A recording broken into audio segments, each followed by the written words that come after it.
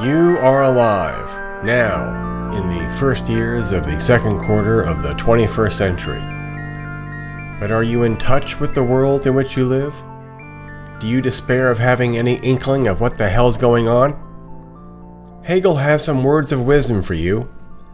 You can get a commanding grasp of the world in which you live by understanding its roots in the past, and the forces of change and development now working within it. Hegel develops this theme in his masterpiece, The Phenomenology of Spirit, which tries to understand the human spirit of the present time by looking back at its development, at its roots in the past. The Phenomenology of Spirit presents a biography, not of a particular person, but of the spirit of humanity over the long centuries as it develops, grows, and matures in its striving, valuing, and philosophizing.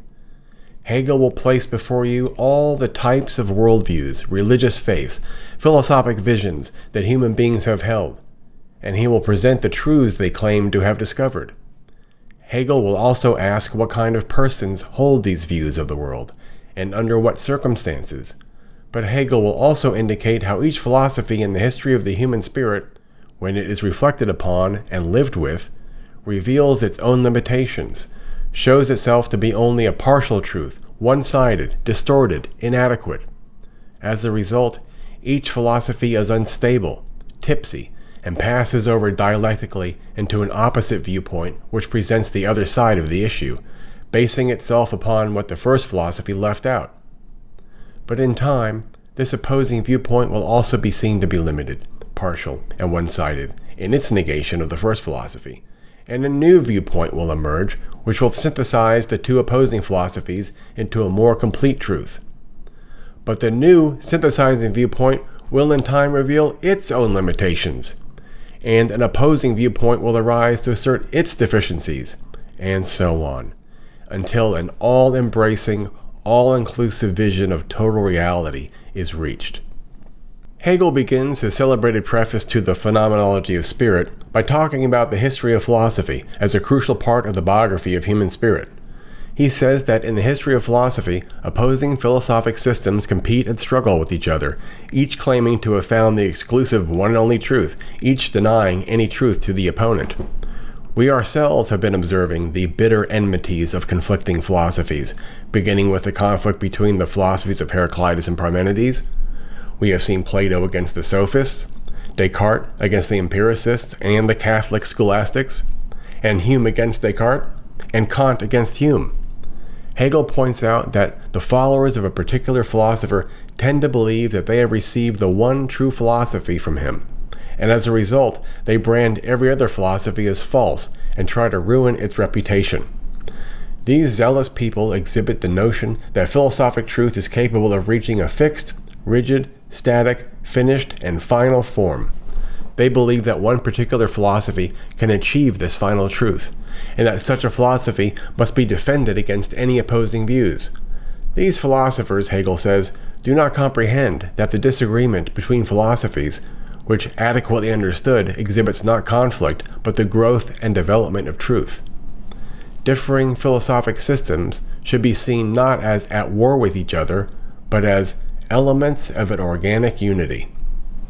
Hegel is referring to his view that philosophy, like all of reality, is organic in character, a functional interdependence of parts, as is the case with a living, growing organism.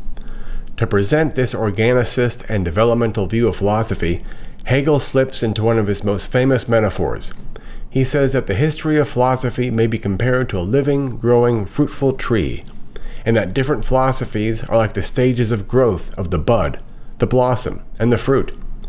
Each philosophy may in this way be seen as having significance as a stage in the growth of philosophy, as bud or blossom or fruit. This bud and the blossom disappear to make way for the fruit. We don't think of them as false, but as part of an organic process. So also, no philosophy is false. Each is a necessary part of the organic truth and unity of all the philosophy. In Hegel's famous words, quote, "The bud disappears when the blossom breaks through, and we might say that the former is refuted by the latter. In the same way, when the fruit comes, the blossom may be explained to be a false form of the plant's existence, for the fruit appears as its true nature in place of the blossom. But the ceaseless activity of their own inherent nature makes them at the same time moments of an organic unity, where they not merely do not contradict one another, but where one is as necessary as the other. And this equal necessity of all moments constitutes, thereby, the life of the whole. But contradiction, as between philosophic systems, is not wont to be conceived in this way. Hegel's point is, of course, that this is exactly how conflicting philosophies should be understood. Each one displaces the other, but they do not falsify each other. Each is a necessary stage in the development of the whole truth, of the dialectical manifestation or revelation of absolute spirit to the growth of finite human spirit. How does it happen that Hegel views philosophy through this metaphor of biological growth and developmental change? We saw no mention of it in Descartes or in Hume. The answer is that when Hume wrote his treatise, the scientific world was still limited to Newtonian physics, but that was in 1738. It is now 1806, and some important changes have taken place in the intellectual life of Europe in the intervening years. In the field of science, the biological sciences are beginning to develop. Hegel has been influenced by their fundamental concepts of the organism as a hierarchical, interdependent unity of parts, in which each of the parts, like the heart, the liver, and the lungs in the human organism, plays a necessary role in maintaining the life of the whole. The parts do not, however, exist or function as independent atoms. On the contrary, each is a dependent part of an organism, and functions to serve the organism as a whole. Hegel is thus an early exponent of the doctrine of organicism, which claims that an organism, as a developing unity of hierarchical and interdependent parts serving the life of the whole, is the model for understanding the human personality, societies and their institutions, philosophy and history. From the time of Hegel on, the rest of 19th century philosophic thought will be influenced by this newly dominating concept of the unity and functional totality of the organism, and will apply it to understanding the development of human thought, human society, and the growth of human institutions. Another, even more influential source of the notion of organicism arose primarily from Romantic philosophers and artists in deliberate opposition to the atomistic, mechanistic, and rationalistic views of man and nature held by the Enlightenment. Kant viewed the a priori concepts and other structures of consciousness as an organic unity. Goethe viewed nature as an organic totality. The Romantic poets, Schlegel, Wordsworth, and Coleridge, all viewed true art as achieving organic unity out of multiplicity. Social philosophers such as Rousseau, Herder, and Burke viewed society not as an Enlightenment aggregate of atomic individuals, but as an organic unity. In this same biological metaphor, Hegel also introduces another concept which held no significance for Descartes or for Hume. This is a new concept of the importance of history, which, along with the model of the organism, becomes a dominant way of viewing every aspect of experience and knowledge for much of the 19th and 20th centuries. The view of the significance of history which appears in Hegel's metaphor is called historicism. Historicism is the claim that the understanding of any aspect of human life must be concerned primarily with its history, its evolution, its genesis, or its roots, rather than with empirical observation of it as it is now. Historicism is the view that adequate knowledge of any human phenomenon must be historical. And is this not what Hegel has said in his bud, blossom, fruit metaphor about philosophy? Hegel has said that to understand any specific philosophy, do not look at it by itself in isolation, torn out of its historical setting. Look at it as part of the historical development of philosophy, and you will then see why it was necessary for this philosopher to take the line that he did, and why it will be necessary for the philosopher who follows him to differ from him in the way that he does, since he has found his predecessors' deficiencies, the limitations, weaknesses, omissions of his argument. What does this mean for philosophy? It means that Hegel has brought into the world a new way of viewing philosophy, the historicist way of viewing philosophy. Philosophy cannot be understood as Plato or Descartes or Hume understood it, as a zero-sum game, in which there is only one winner, only one true philosophy. Philosophy must be understood as the evolving, changing historical development which it is, with all its conflicts playing their necessary parts in the developmental process. The meaning of philosophy, then, can only be found in its own historical development. The history of philosophy is philosophy. And now, in the preface to the Phenomenology of Spirit, Hegel moves on to present what is being contributed by his own philosophy. Quote, "It is not difficult to see that our epoch is a birth time and a period of transition. The spirit of man has broken with the old order of things hitherto prevailing, and with the old ways of thinking." End quote. We get from these words of Hegel his sense of threshold, that he and his time are about to step on the threshold of a door opening into a new world. Hegel gives us the sense of change, growth, progress, of a ripening process that is now ready to burst forth. This is exactly how he describes it, as he changes that lead through a ripening process to childbirth. Quote, "But it is here, as in the case of the birth of a child, after a long period of nutrition and silence, the continuity of the gradual growth in size, of quantitative change, is suddenly cut short by the first breath drawn. There is a break in the process, a qualitative change, and the child is born." End quote.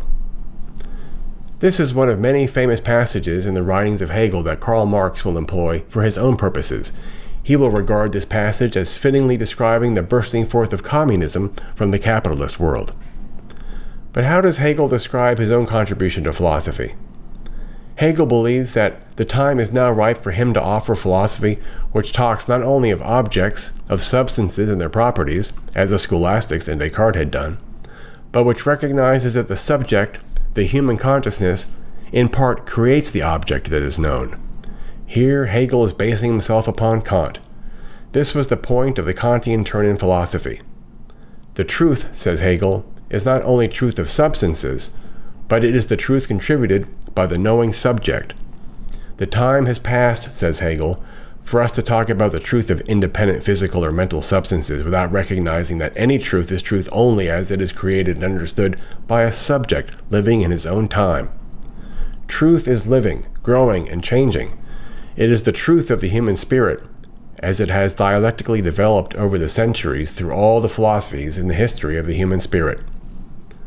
This new task of philosophy, and his own task, is now clear.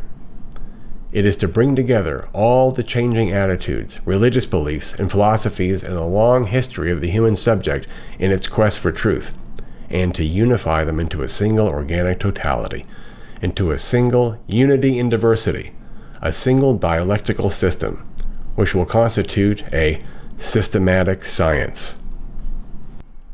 So much for the preface. As for the rest of the Phenomenology of Spirit, we shall have time only to cover briefly part of the history of the development of human self-consciousness, the stages along the way of human self-knowledge. At an early stage of human development, the self is conscious of objects. The human self relates to objects, says Hegel, through desire. The self desires objects for its own gratification, in order to satisfy its bodily needs. But it also finds gratification in mastering, overcoming objects in some way, and making them serve the desires of the self. For example, by devouring them, as we crunch an apple, or put away a meal, or polish off a steak, or by destroying them, as we crumple, tear, shred, smash, and discard paper, boxes, cans, bottles. Or by taming, mastering, and dominating them, as we do with animal objects, such as sheep, horses, dogs, or snakes. In all these ways we gratify ourselves through mastery of objects. We devour them, incorporate them, appropriate them. We overcome, master, and annul their existence by destroying them. We cancel them out. We are beings, says Hegel, who take mastery as our goal. And our personal histories, and the history of the whole human race, show this. Hegel sees such mastering actions as examples of the principle of negation, the power of the negative, or as he sometimes calls it, the principle of death.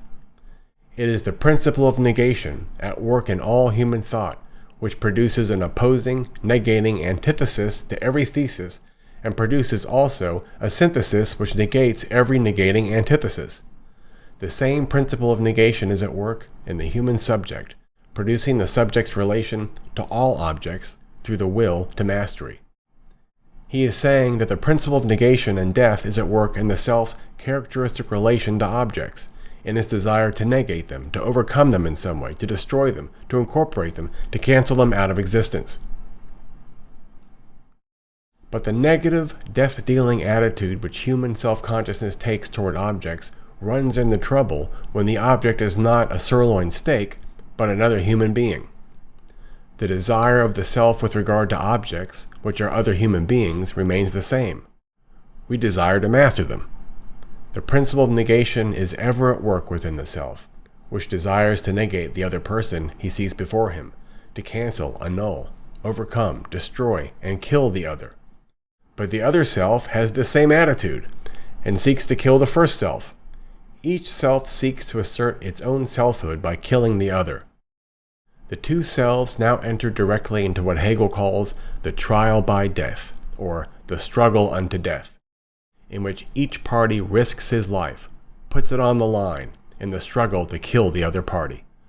The great satisfaction of the self is not simply to overcome the object, but to have the object know and acknowledge that it has been overcome, defeated, and negated by me.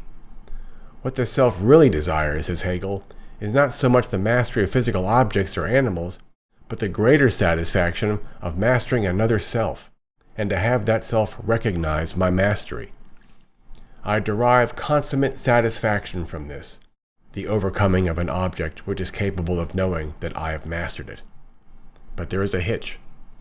I need to have the other self exist in order to be conscious of my own selfhood. I require, in order to become conscious of my being as a self, that other self recognize me as a self, look at me as a self.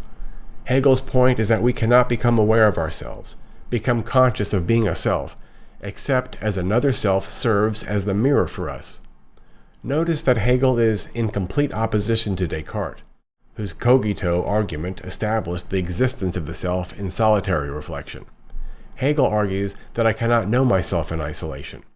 I know that I am a self because I see you looking at me, responding to me as a self. It is clear then that consciousness of my own existence requires the existence of another self. Then, if I kill the other self, in the struggle unto death, I will lose on two counts. If the other is dead, I cannot gain the satisfaction he would give me by being alive and recognizing that I am the victor and have mastered him. And second, if he is dead, I have no other self to recognize me as a self, no other self to be the mirror in which I see that I am a self and recognized as such. When these limitations of the outlook of the life and death struggle are seen, this outlook is left behind, and spirit moves on to a new and more adequate viewpoint. In this new viewpoint, the victor learns not to kill the other, but to keep him alive and make a slave of him. This new stage in self-consciousness is the master-slave or lord and bondsman relationship. Hegel regards the master-slave relationship as having an historical role as well, occurring commonly in primitive societies and occurring also during wars, in which, in the course of battle, one self overpowers and enslaves another. But the master-slave relationship is filled with contradictions and limitations which are the seeds of its own destruction. The slave is enmeshed in matter, he is reduced to being a thing, and he is made to work upon material things for the benefit of the master. Strangely, however, within the relationship which seems so clearly to benefit the master, there are elements which work to favor the slave over the master. First, the master is dependent on the slave's recognition of him as master. And this is precarious, since there are no masters unless others recognize them as such. How long will the slave continue to acknowledge the other as his master? Second, the slave has as his mirror another self who is an independent person, while the master, on the other hand, has as his mirror only a dependent slave self to relate to. This is the master's only reflection of himself. The third and most important element is this. Although it appears that the master has the advantage in having the slave labor on material things for the master's benefit, the long-run advantage belongs to the slave. For in laboring, in shaping and making things, the slave will find himself in what he makes. He will have objectified himself in his work. He will come to recognize that the object which he has crafted, which he has transformed from raw materials into this usable object, corn into bread, cotton into clothing, is his own product, the work of his hands, and that he is the independent self who crafted it. And thus, in labor, which carries out the will of the master, the slave nevertheless discovers that he is not a thing, not a slave. He discovers his own independent existence as a consciousness with a mind and will and power of his own. As we will see, for Karl Marx, the master-slave chapter in Hegel's The Phenomenology of Spirit is the most significant section in all of the 800 pages of that book. Marx calls this section of the phenomenology, quote, the true birthplace and secret of the Hegelian philosophy, end quote. Marx says that Hegel has grasped truly the meaning of labor, that man's nature is the result of his labor. Hegel has seen, according to Marx, that the slave lives by the work he performs, and he becomes independent through his work, whereas the master remains dependent on the slave's labor. In his massive work, Das Kapital, Marx states the philosophic point to be found in Hegel's master-slave relation. Marx says, quote, as man works on nature outside himself and changes it, he changes at the same time his own nature, end quote.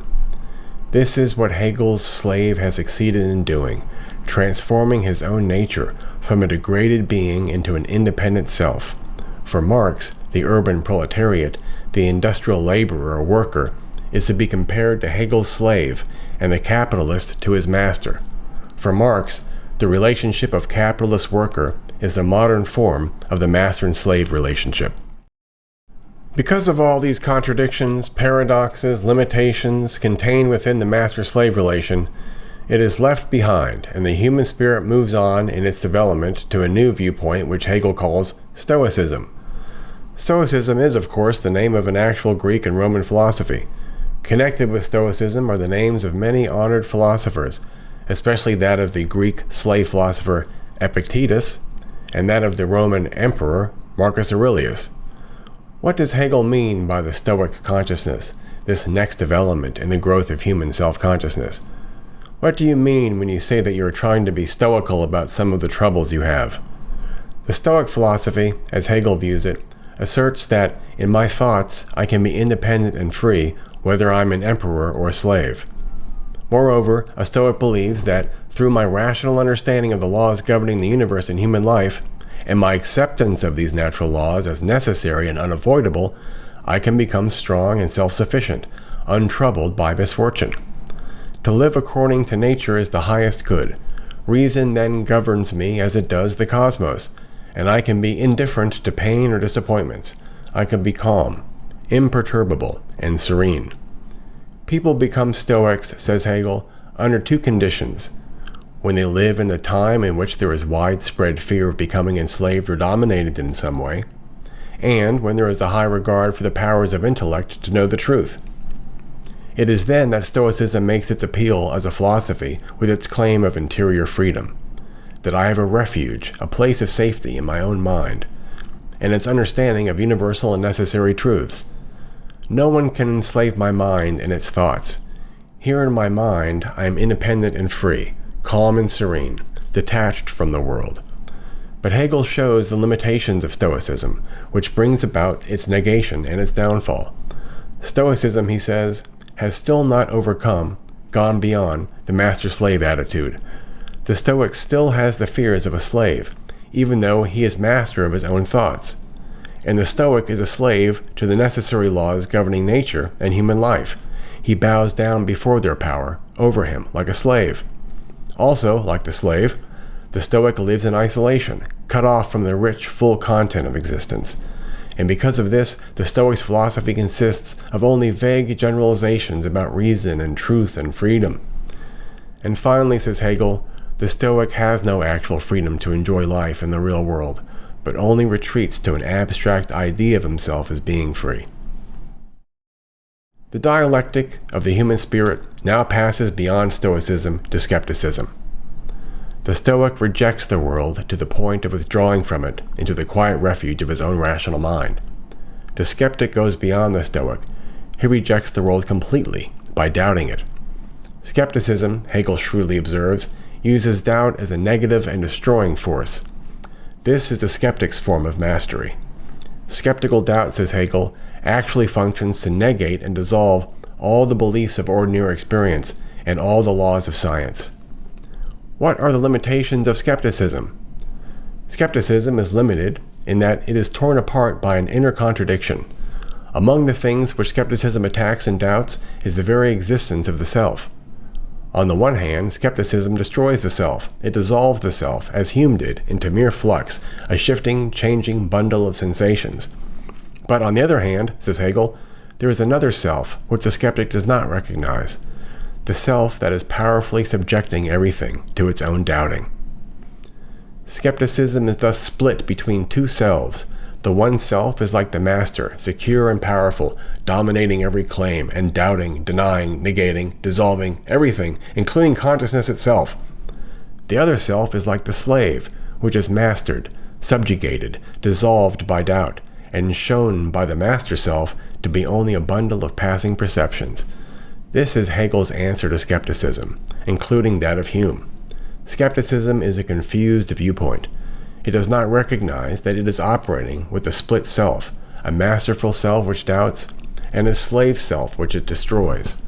Since skepticism contains this glaring contradiction, which, however, it is unaware of, it passes over into another worldview.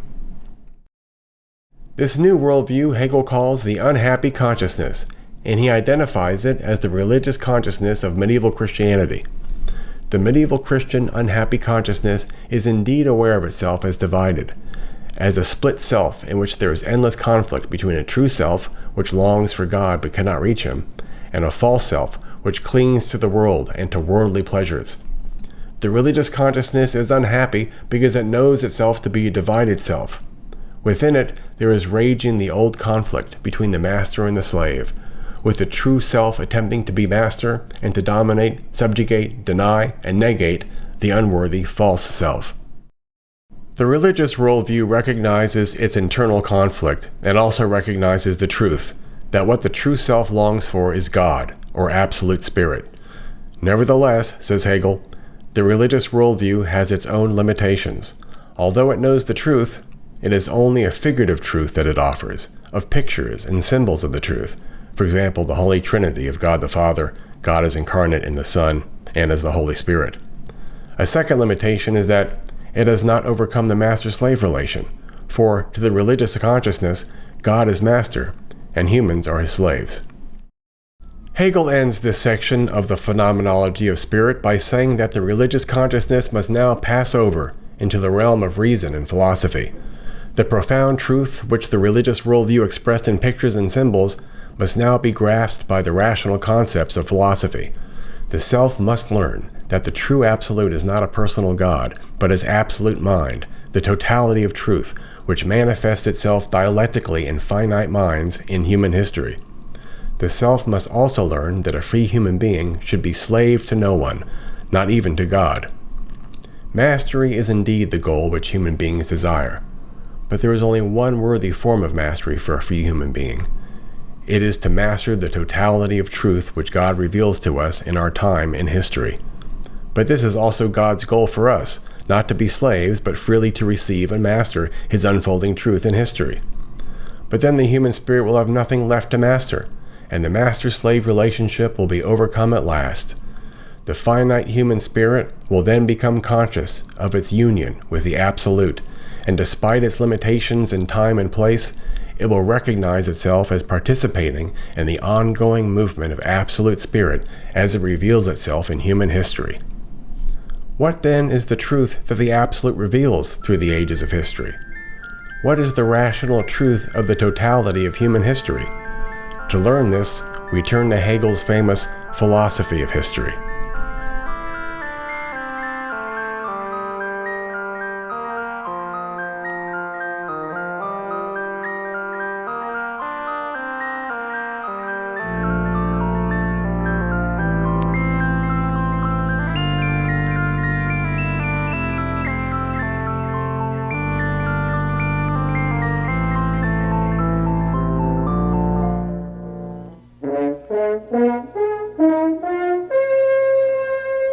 recorded in the studios of the Maryland Center for Public Broadcasting.